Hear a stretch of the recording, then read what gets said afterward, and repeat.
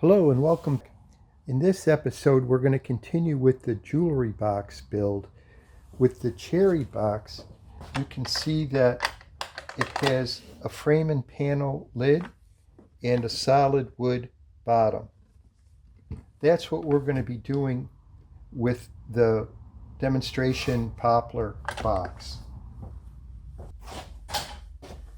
I've got the dovetails cut and they're fitted. They need a little bit more fitting, so I'm going to work on that off camera.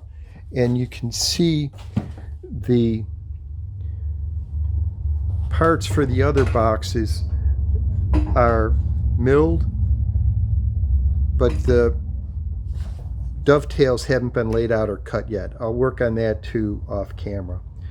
Right now, what I want to talk about is the bottom panel. You can see that I've got the groove cut in all the pieces. I'm going to take the box apart and show you the geometry, the layout of the box. So here are the parts to the boxes with everything disassembled. You can see the critical issue is with the sides that the groove doesn't go all the way through, but it goes far enough that the bottom panel has room to go past the inside surface of the other parts. The groove is 3/16, that's about 5 millimeters wide, and it goes in just over a 1/4 inch. The position of the groove up from the bottom edge of the box needs to be, if I can show this, just a tiny bit above the edge of this pin. That will give the most usable space in the box.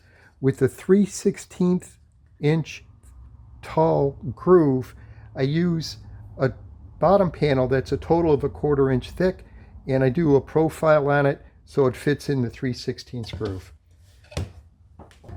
I have the bottom panel stock and the stock for the frame and panel lid all prepared.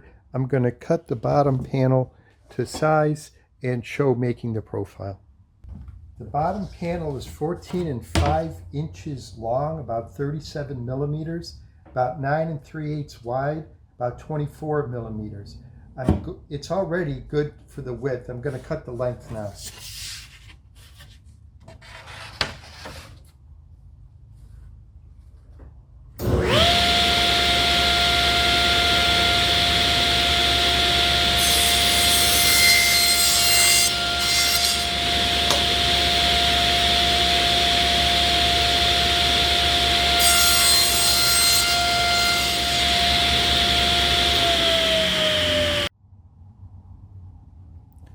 This is a 3-wing cutter with a radius, about a 1/4 inch radius on it.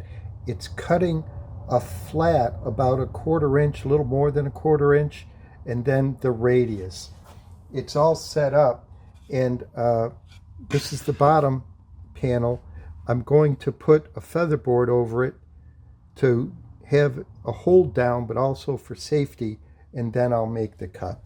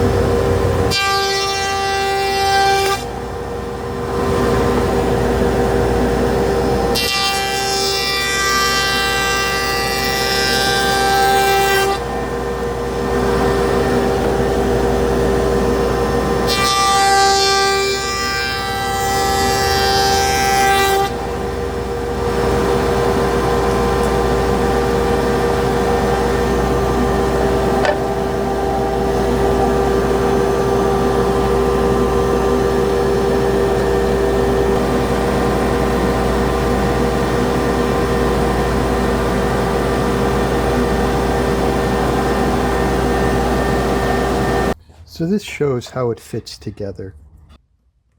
It's all kind of dry fitted, so it's not, the reveals aren't great. But that's it. That's the goals of the bottom panel. I'm going to put the dry fit the box together, and then we'll talk about the lid.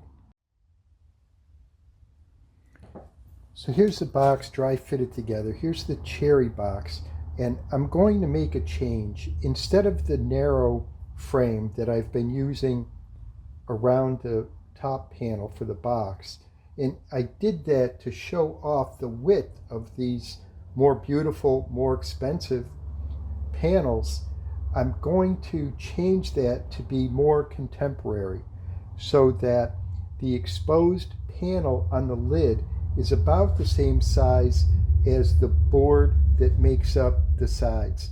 That's more efficient to build, and I think it has a more contemporary look. What I've done is draw it out full size on this box, so you can see it drawn out. So the frame parts go from being about 1.25 inches to being about 2 inches. And additionally, instead of the banding, if you can see on the corner, I usually do like an 1/8 inch band around where the lid meets the box.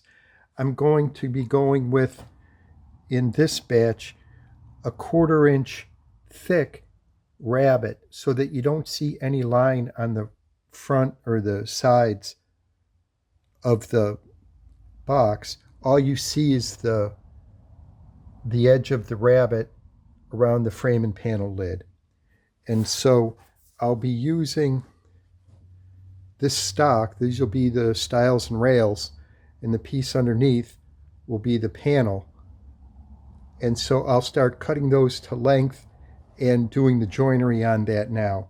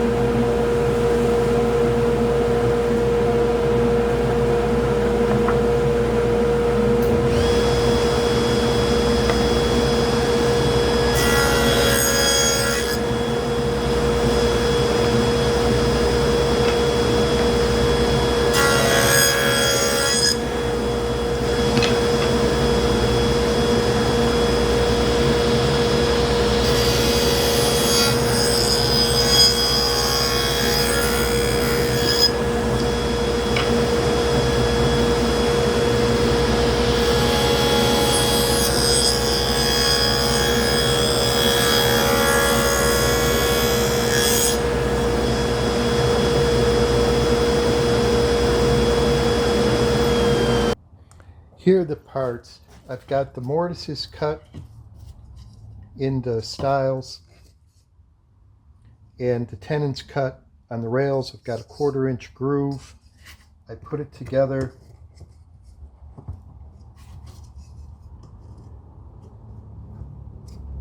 Good fit. What I do, and what I would recommend anybody do, if you're doing a batch of jewelry boxes and you have expensive, beautiful lumber that you're working with, and you want to get the panel sizes just right, when you make a mock-up or your very first one, your setup piece, I make masonite measuring sticks that fit with just a little bit of wiggle room. This, when it's glued up, this will have maybe a 64th of wiggle room in the length and maybe a 16th of wiggle room side to side, so there's a little bit of expansion and contraction.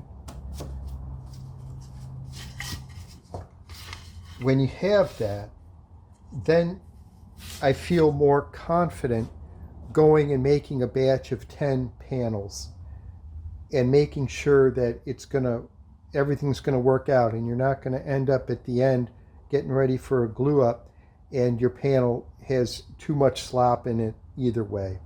Additionally, the frame and panel are made so that they're oversized, about a 1/16 of an inch. Plus you can see here the horns. You need this extra length to tap things apart when you do the dry fitting. Everything's dry fitted once before it's glued up. And so now that I have these dimensions, I'm going to make the panel. The panel is the same thickness as the frame, but it is oversized. I'm going to trim it to length, use the same cutter on the shaper to do a profile on both sides, and dry fit it, and then we'll be ready to glue up the lid.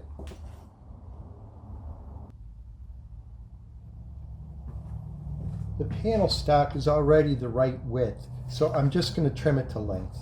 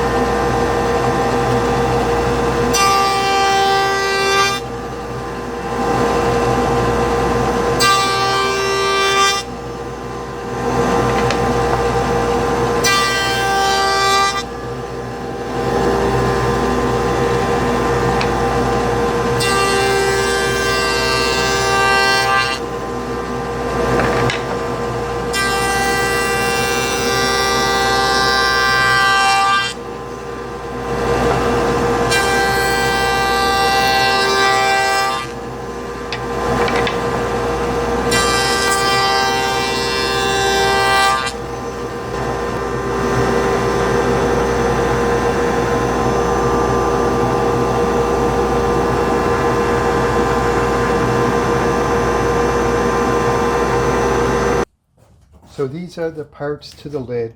We have the stiles, the rails. The rails have 1/2 inch tenons. The tenons are a 1/4 inch thick. And the panel. And we're going to get stuff fitted together.